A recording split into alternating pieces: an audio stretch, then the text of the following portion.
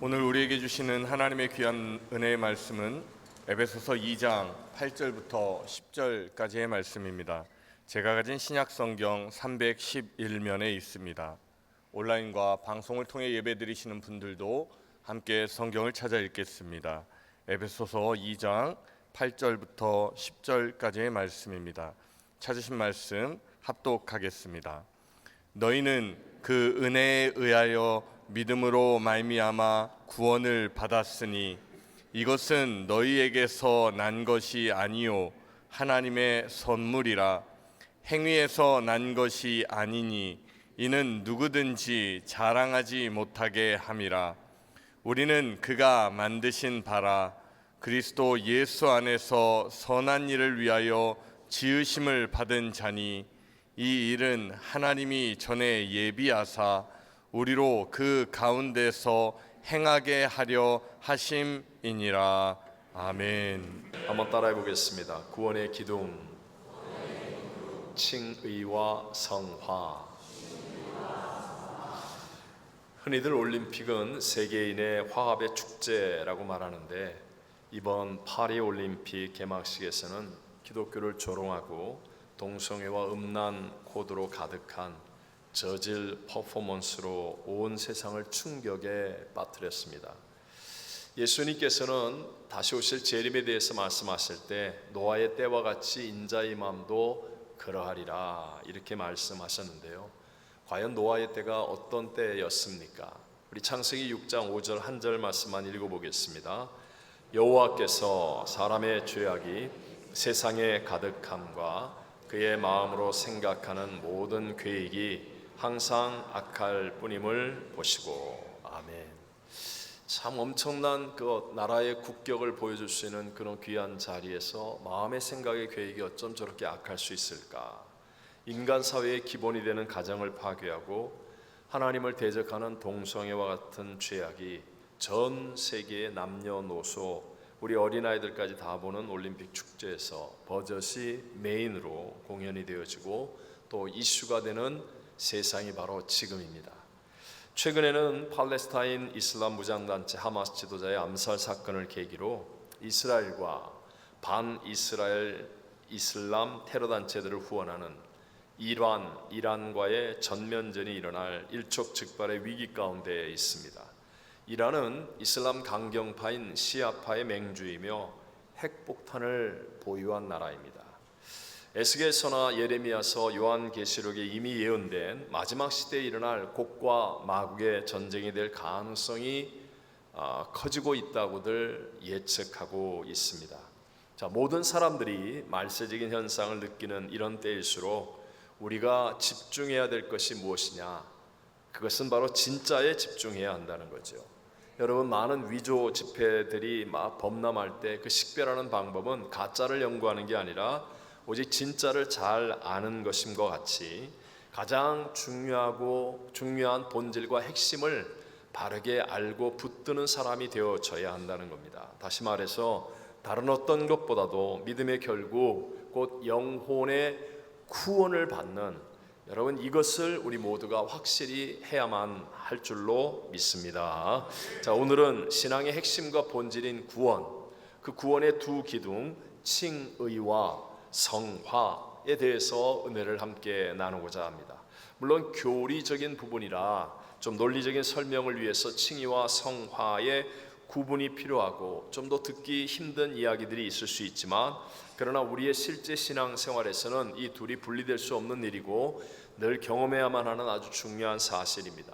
그 누구도 성화 없는 칭의나 칭의가 없는 성화를 체험할 수는 없다는 것이죠. 중요한 것은 이 구원의 교리에서 칭의와 성화를 바르게 이해하면 세상이 어떻게 흔들린다 할지라도, 어떤 난리와 법석이 일어난다 할지라도 우리는 믿음 위에 굳게 서서 흔들리지 않고 무너지지 않을 구원의 집을 짓게 될 것입니다. 자, 오늘 두 가지. 첫 번째, 칭의, justification이라고 얘기하죠. 칭의. 칭이란 말은 하나님께로부터 의롭다라고 칭함을 받는 것을 말합니다. 그러니까 이것은 내 쪽에서 어떤 행위나 공로가 있는 것이 아니라 전적으로 하나님이 하시는 것입니다.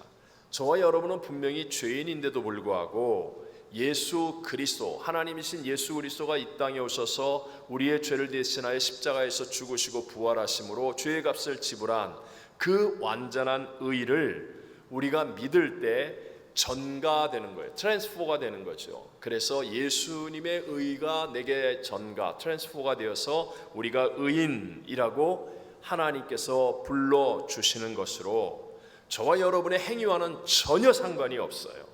우리가 어떤 사람이든 어떤 일을 했던 전혀 상관이 없이 오직 그리스도 예수의 의를 믿음으로 말미암아 우리를 의롭다고 해주는 것이므로 하나님의 은혜이며 선물이라고 말하는 것입니다. 함께 오늘 본문 8절과 9절을 다 같이 읽어보겠습니다. 너희는 은혜에 의하여 믿음으로 말미암아 구원을 받았으니 이것은 너희에게서 난 것이 아니요 하나님의 선물이라. 행위에서 난 것이 아니니 이는 누구든지 자랑하지 못하게 함이라. 아멘. 바로 이렇게 하나님께 의롭다라고 칭함을 받는 것은 법정 선고입니다. 콜트에서 하는 센텐스, 법정 선고와 같은 것입니다. 그러니까 법정에서 판사가 이게 무죄라고 판결을 내리고 쾅쾅쾅 하고 선고를 하면 그게 이제 효력을 발휘하게 되는 것 아닙니까? 저와 여러분은 첫사람 아담과의 범죄로 인한 그 결과를 가지고 사는 사람들입니다. 죄로 인한 결과가 무엇이죠?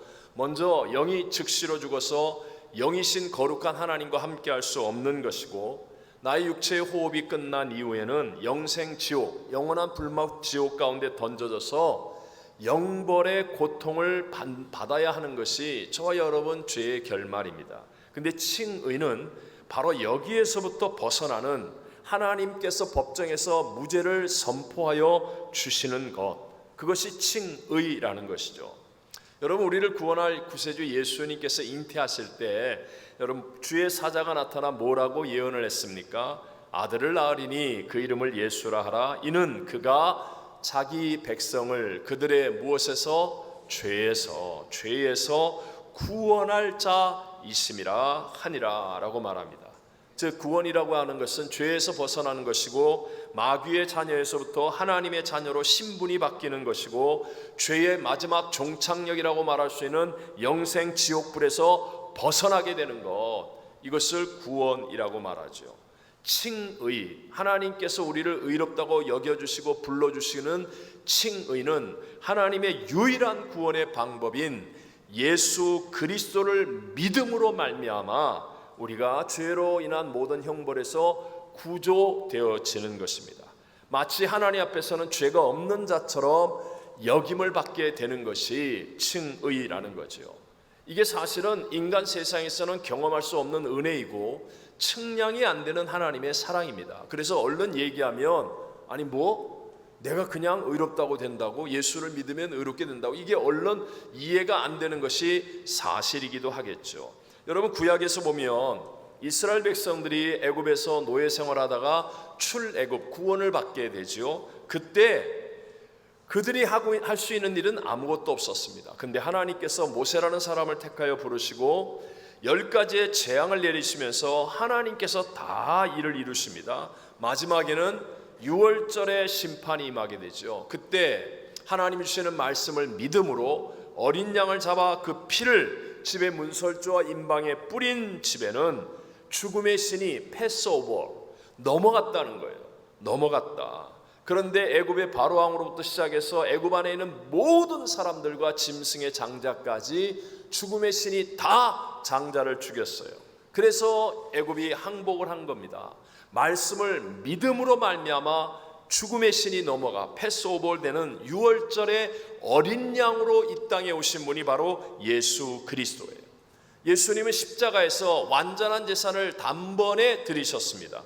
우리를 죄에서 구원할 희생제물이 되어 주신 것입니다. 그래서 누구든지 아프리카 사람, 남미 사람, 한국 사람, 미국 사람, 누구든지 나 자신이 죄인인 것을 인식하고 죄를 고백하며 하나님께로 돌이키는 회개와 함께 내 죄의 값을 대신하여 지불하며 죽으시고 묻히시고 부활하신 예수 그리스도를 나의 구세주라고 믿음으로 영접하면, 그러면 하나님은 그 예수의 의를 내게 전가시켜서 의롭다고 불러주시는 칭의의 구원이 이루어지게 되는 줄로 믿습니다. 받아들이는 그 순간이에요. 내가 예수 그리스도를 구세주로 영접하고 받아들이는 그 순간에 예수 그리스도의 의가 내게 전가되어서, 사실 나는 죄인임에도 불구하고 하나님은 내게 덮여있는 예수 그리스도만을 바라보시죠. 그래서 나를 의롭다라고 여겨주시는 것이고 우리는 구원을 받게 되는 것입니다. 즉 칭의라고 하는 것은 이전에 우리의 삶과 저와 여러분의 행위와는 상관이 없는 일입니다. 100% 하나님의 은혜로 십자가에서 단번에 이루신 영원한 그 속죄로 말미암아 하나님의 의가 이루어진 거예요. 이 십자가의 의는 저와 여러분이 더할 것이 1%도 없는 하나님의 완전하신 의이십니다. 그래서 칭의의 구원은요, 내가 얼마나 교회를 오래 다녔느냐, 아니면 내가 얼마나 훌륭한 삶을 살았느냐, 아니면 내가 얼마나 열심히 했느냐, 이런 것과는 전혀 상관이 없습니다. 예수 그리스도의 십자가와 부활의 의는 완전한 의이기 때문에 내가 아무것도 더할 것이 없는 의라는 것이죠. 그러니까 쉽게 얘기하면 제가 가지고 있는 칭의의 의나 성경에서 가장 위대한 사도 바울이 가진 의나 아니면 D.L. 무디나 조영기 목사님과 같은 분이 가진 의나 다를 바가 없다. 다를 바가 없다. 또 전적인 하나님의 은혜 가운데 오직 그것을 믿을 때 내게 전가되는 예수 그리스도의 의입니다. 그 예수 그리스도는 어제나 오늘의 영원토록 동일하기 때문에 이 의는 영원한 거예요. 어제 기분 좋을 때는 내가 의인이고 오늘은 컨디션이 안 좋으니까 의인이 아닌 것이 아니라 예수 그리스도를 믿을 때 내게 덮여지는 예수 그리스도의 의, 이 예수님은 어제나 오늘의 영원토록 변함없이 동일하기 때문에 이 의는 사라지지 않는 구원의 칭의가 되는 줄을 믿게 되시기를 바랍니다. 근데 혹자는 이런 오해를 할 수도 있죠. 아니, 이렇게 놀라운 은혜가 어디 있어? 다시 얘기하지만 세상에서는 경험할 수도 없고 체험할 수 없는 은혜와 사랑이라는 거예요. 그러니까 여러 가지 오해가 나옵니다. 내가 다 용서받았다고?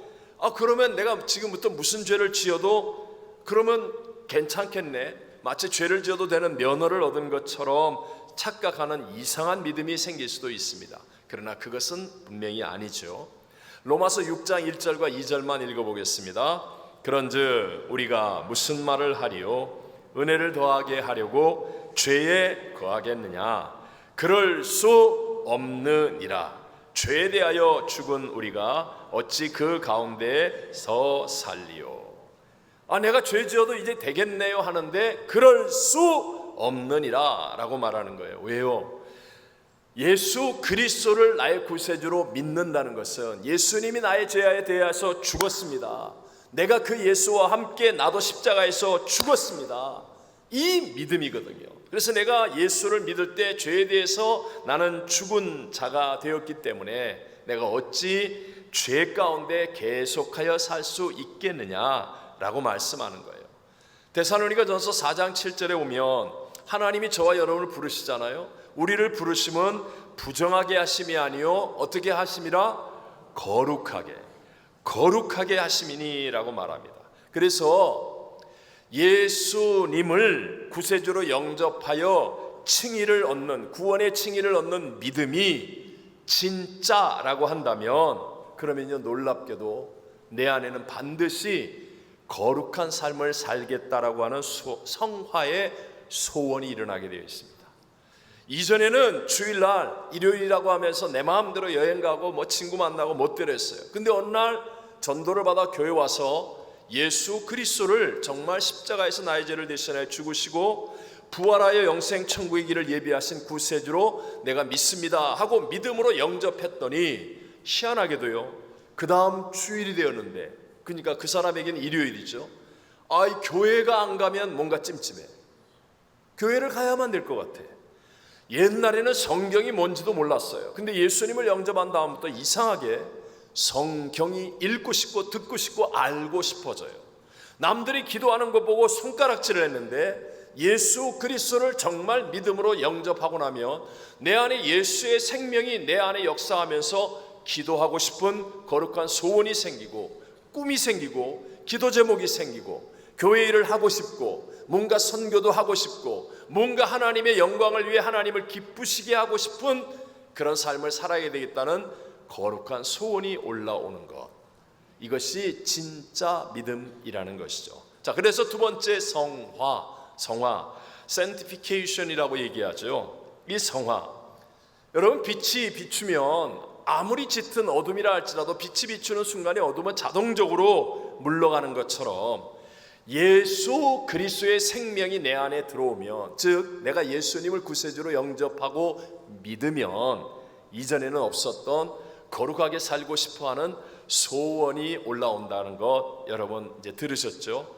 자, 오늘 본문의 10절에 이렇게 말씀합니다. 다 같이 우리는 그가 만드신 바라 그리스도 예수 안에서 선한 일을 위하여 지으심을 받은 자니 이 일은 하나님이 전에 예비하사 우리로 그 가운데서 행하게 하려 하심이니라. 아멘. 구원을 받으면, 즉 내가 예수님을 믿는 믿음이 진짜가 되어서 칭의의 구원이 내게 이루어지면, 그러면 저와 여러분은 하나님의 작품이 되어지는 거예요. 그러니까 나도 모르는 사이에 반드시 하나님이 기뻐하시는 어떤 선한 행위들이 나올 수밖에 없게 된다. 바로 이것을 성화라고 얘기하는데, 예수 생명의 새 사람이 내게 들어오니까, 예수를 영접하여 내 안에 예수의 새 생명이 내 안에 들어오면서 내 안에 아직도 있는 옛사람을 이기는 거예요. 옛사람을 이기게 되어지면, 그러면 하나님의 말씀대로 점점 복된 삶, 점점 좋아지는 삶, 점점 하나님의 영광을 나타내는 삶으로 살아가게 되는 것이죠. 자, 칭의라고 하는 것은 전적인 하나님의 은혜, 즉 내게 있는 행위나 공로가 아닌 밖에 있는 힘에 의해서 이루어지는 것으로 우리가 전혀 할 수 없는 일이에요. 그래서 우리는 저 사람이 구원받았는지 안 받았는지조차도 분별하면 안 돼. 판단할 수가 없어요. 하나님만이 칭의의 구원을 이루어 주시는 분이기 때문에, 이것은 의롭지 않은 사람이 의롭게 되었다는 말이 아니라 의롭다라고 불러준다는 의미인 것을 알아야 합니다. 의롭게 되진 않았어요. 근데 예수님의 의가 전가되어서 의로운 자라고 불러주는 거예요. 그래서 성화는 내 안에 계신 예수님의 영 성령님을 통하여 점점 나의 삶을 의롭고 거룩한 삶으로 살아가게 만들어 주는 것입니다. 이게 동시에 일어나게 되어지는 일이죠. 베드로전서 1장 15절과 16절을 우리 다 같이 읽어봅니다. 오직 너희를 부르신 거룩한 이처럼 너희도 모든 행실에 거룩한 자가 되라. 기록되었으되 내가 거룩하니 너희도 거룩할지어다 하셨느니라. 아멘. 우리가 예수 그리스도를 정말 칭의의 구원이 이루어진 분으로 내가 믿었다는 이 믿음이 진짜이면, 그러면 내 안에 계신 예수는 나를 거룩한 삶으로 인도합니다. 이전에는 마음 놓고 마셨던 술이 자꾸 이상하게 이렇게 찔려요. 이상한 말을 하거나 아니면 나쁜 짓을 할 때 이게 옛날에는 그냥 자연스러웠는데 이게 마음의 편안이 없습니다. 자꾸 나로 하여금 거룩한 삶으로 인도하죠. 자, 이해를 위해서요, 이스라엘이 전적인 은혜로 노예 생활을 하다가 애굽을 나오게 되죠. 하나님의 전적인 은혜였습니다. 홍해바다를 건너는 것 1도 인간이 물 퍼다 나는 거 없고 흙 실어다 나는 거 없습니다. 전적인 하나님의 은혜예요. 그 은혜를 입어서 하나님이 약속한 가나안을 향해서 가는데, 그런데 왜 그 이스라엘 백성들이 무려 40년 동안 광야에서 다 죽어야만 했었습니까? 그것은 바로 분명히 하나님의 은혜로 하나님께서 함께 하심을 증가해 주시는데도 불구하고 그들 안에 있는 옛사람, 옛생각이 애굽을 그리워하는 거예요. 애굽에는 고기도 있지 않느냐, 마늘과 부추도 있고 참외도 있고 수박도 있고, 그러면서 함께 하신 하나님, 구름기둥 물기둥으로 인도하고 계신 그 하나님 앞에서 개수가 옛사람을 따라 불평하고 원망하니까, 즉 거룩한 삶을 살려고 하지 않으니까 결국은 광야에서 끝이 나는 거예요. 마찬가지로 저와 여러분이 정말 칭의의 구원을 이루어 주시는 예수 그리스도의 의가 전가되는 예수님을 나의 구세주로 믿습니다 하는 이 믿음이 참이라고 한다면 내 안에 똑같이 예수의 생명의 새 사람이 생겨납니다. 그리고 이 새 사람과 나의 육신의 옛사람이 내 안에서 어마어마하게 갈등하고 싸우는 거예요. 사도 바울도 로마서 7장에서 오호라 나를 공고한 사람이로다, 누가 이 사망의 몸에서 나를 건져내겠느냐 하면서 자기 안에서 예수의 생명이 원하는 삶과 내 옛사람 육체의 사람이 원하는 이 삶이 서로 갈등하고 싸우고 있음을 치열하게 고백합니다. 만약에 우리 안에 들어온 예수의 새 생명이 옛사람을 이기고 말씀을 순종하면 점점 성화의 삶이 이루어지죠. 그래서 매일매일이 기쁩니다. 평안하고 행복합니다. 세상이 주지 못하는 하늘의 것들을 누리면서 살아갑니다. 그런데 옛사람이 고집이 세요. 자아가 너무 강해. 그리고 또 말씀과 기도의 인풋이 적어요. 충분하게 말씀과 기도로 인풋되지 않아요. 그러면 옛사람이 주인 되어 살아가면 죄송하지만 10년, 20년, 100년을 교회 다녀도 여전히 육신적인 성도의 삶을 사는 거예요. 자, 여러분, 예를 들어 이번에 올림픽을 개최한 프랑스는요, 가톨릭 국가이지만 1000년이 넘는 기독교의 나라인데도 불구하고 저렇게 전 세계 기독교인들에게 수치와 고통을 안기는 오프닝을 하게 되는 이유, 그것도 바로 성화가 없기 때문에 그런 겁니다.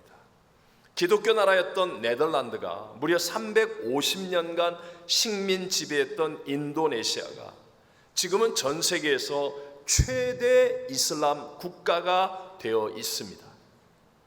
마찬가지로 영국이라는 기독교 국가가 89년간 식민 지배한 인도도 지금은 세계 최대의 힌두교 국가입니다. 여러분, 왜 이렇게 열매가 안 나타납니까? 그것은 바로 성화가 없는 기독교인들 때문에. 말은 교회 간판 걸어놓고 말은 예수 믿어야 구원받는다는 칭의의 구원을 말해요. 맞아요. 그런데 진짜 칭의의 구원으로 예수님이 주인 되었다면 우리 안에 성화의 삶이 사라져야 하는데, 아무리 식민지의 사람이라도 그를 사랑하고 긍휼히 여기고 거룩한 마음으로 믿음의 삶을 보여줄 수 있어야 되는데 전혀 성화의 삶이 제대로 이루어지지 않았기 때문에, 우리 교회는 이런 분이 없어서 잘 모르겠지만 여러분, 다른 데 이렇게 얘기를 들으면 교회를 제일 힘들게 하는 분이 어떤 분이에요? 겉으로는 잘 믿는 것 같아. 교회도 오래 다녔어. 직분도 있어. 그런데 실제로 평소에 하는 말과 행동은 전혀 성화가 안 돼 있어요. 교회 안에서는 막 할렐루야 아멘 하는데 교회 밖에만 나가면 EXX가 저절로 나와요. 목사하고 만나서 얘기할 때는 천하 없은 천사 같은데 직장에서 막 종업원들하고 얘기할 때는 막 사나운 표범 같아. 성화가 안 된 사람들 때문에. 물론 당사자들 입장에서는 할 말이 있을 거예요. 아니, 제가 그래도 엄청나게 많이 변한 사람입니다. 아니면 내가 얼마나 지금 몸부림치고 있는데 잘 안 되는데 너무 억울하지 않습니까? 이렇게 말할 수 있을지도 모르지만, 그러나 성경은 분명히 장성한 분량의 믿음까지 자라나야 된다. 변하지 않은 진리라는 거예요. 여러분, 예수님을 구세주로 영접하면 누구든지예요. 누구든지 영혼이 잘된 같이 범사가 잘되고 강건한 복이 흐르게 될 줄로 믿습니다. 예수님을 정말 구세주로 영접하면 생명을 얻게 돼 더 풍성히 얻게 되는, 점점 더 좋아지고 발전하고 성장하는 역사들이 일어나게 될 줄로 믿습니다. 그러나 여러분, 여기서 정말 중요한 게 있어요. 이게 먼저가 아니라는 거예요.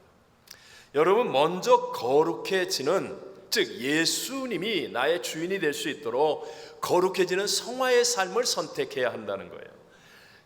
영혼이 잘되고 범사가 잘되고 강건한 성공, 양으로 생명을 얻게 하되 더 풍성히 얻게 하는 축복, 이것이 먼저가 아니라 내가 먼저 예수님과 동행하는 거룩한 삶을 찾으면 그 다음에 자연스럽게요, 성령의 열매로 사랑이 맺어지는 거예요. 자연스럽게 나의 삶에 놀라운 하나님의 채워주시고 역사하시고 인도하셔서 나의 지경이 넓어지고 잘되고 복되어지는, 그러나 무너지지 않고 빼앗기지 않는 진짜 하나님의 복을 받는 사람이 되어질 줄로 믿습니다.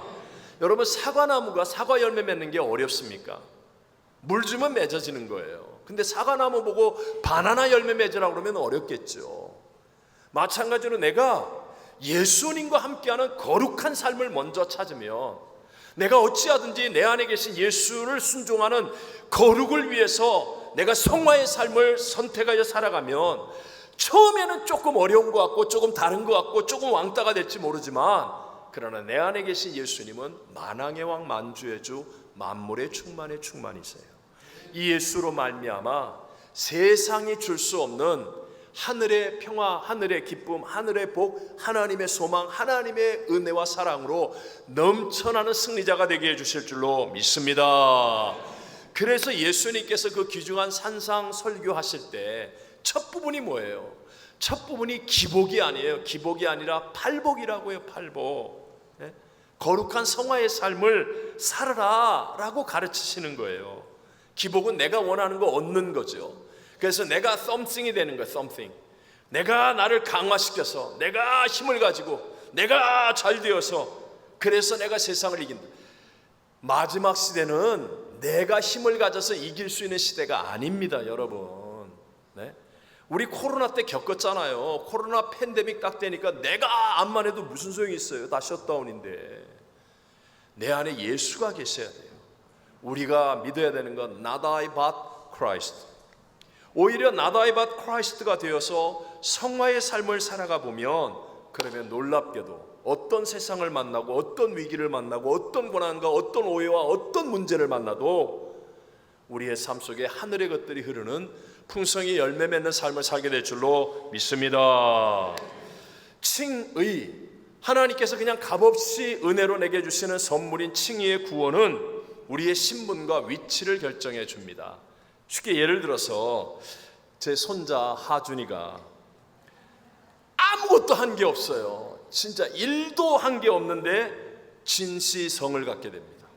그리고 우리 집에서 사는데 거의 왕노릇하고 삽니다.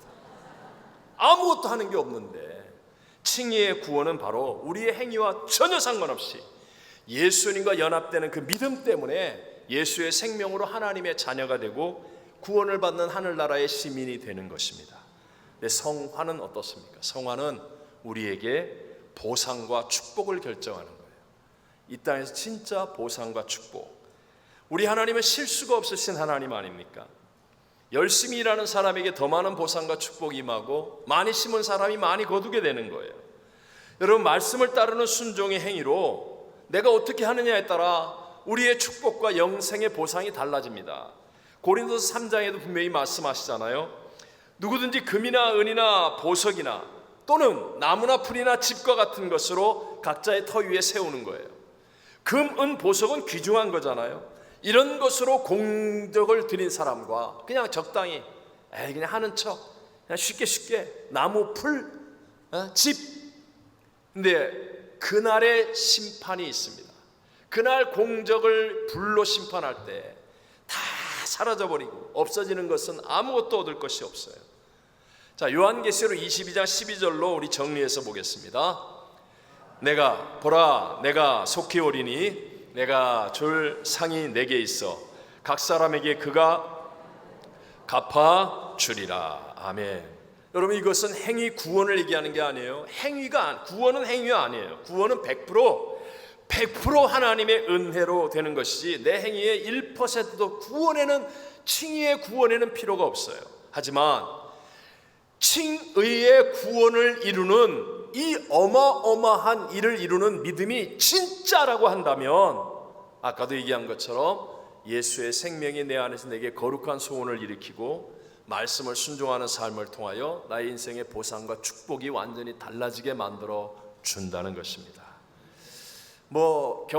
주변에서 경험하실 수도 있지만, 한국에서 오래전에 남편을 사별하고 열심히 신앙생활을 하시던 권사님이 이제 목사님의 이렇게 주례와 추천으로 미국에 살고 계신 시민권을 가지신 좋은 분을 만나서 결혼을 했어요.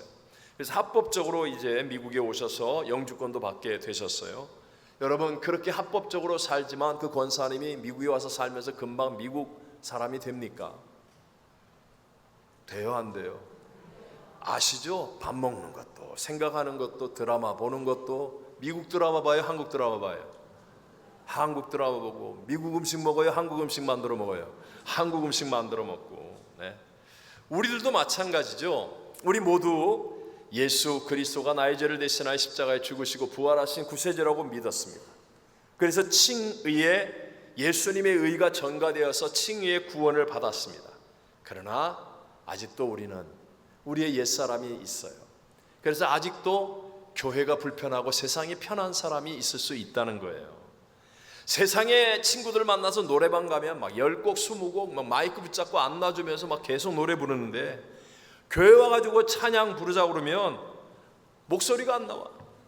가사도 외워지지도 않아. 괜히 쑥스러워서 못하겠다는 사람이 있어요. 어디 가면 막 소리도 잘 지르고 응원도 열심히 하고, 텔레비에서 무슨 스포츠 시합만 있으면 그냥 응원대장이야, 응원대장. 근데 교회에서 기도하라 그러면 입도 뻥끗 못해요. 입도 뻥끗 못해요. 세일즈나 제품 설명을 하면 잘하고, 손님들에겐 그렇게 친절하고 매너가 좋은데도 불구하고 어디 가서 전도하라 그러면 이게 그냥 뻘쭘해가지고 아무것도 안 되는 그런 사람 있다는 거예요. 자기가 믿음이 있는 줄 알았는데 막상 꽝! 하고 문제가 생기거나 중요한 일이 생기면 세상 방법을 의지하지 전혀 믿음으로 생각하지 않는 그런 사람도 있다라는 거예요. 우리가 예수를 믿어서 나 구원받은 하나님의 자녀가 되었다는 것을 머리로는 알겠는데 아직도 내 영혼 속에서 내 마음과 몸으로는 이게 느껴지지 않는 사람이 있을 수 있다라는 것이에요. 여러분, 이게 내 노력과 힘만으로 잘 되겠습니까? 여러분 가운데 열심히 세상을 살았던 사람일수록, 소위 말하면 자수성가를 할 만큼 여러분의 힘과 노력으로 성공을 이루어본 경험이 있는 사람일수록 사실은 잘 안 돼요. 내가 죽고 예수가 산다는 거, 공부를 많이 했다, 높은 자리에 있었다, 내가 뭔가 해서 열심히 잘했다, 사실 이게 나다이 바 크라이스트가 쉽지 않은 거예요. 저도 학창시절에 나름 굉장히 열심히 있었던 교인이었어요. 매일 학교 끝나면 집보다도 교회 가는 게 더 좋았습니다. 그래서 교회에서 또 교회 일하는 건 뭐든지 잘하는 편이었어요. 그러니까 교회 장로님, 목사님이 뭐 칭찬 많이 했습니다. 근데 그것은 교회 울타리 안에서의 확신이었지, 하나님 자녀로서 내가 정말 세상을 상대하면서 꿈과 비전을 가지고 세상을 이길 수 있는 그런 믿음의 사람은 아니었어요. 교회 안에서는 잘했는데 밖에만 나가면 그냥 세상 사람하고 똑같았어요. 여러분, 이건 예수님의 제자들도 그렇지 않습니까?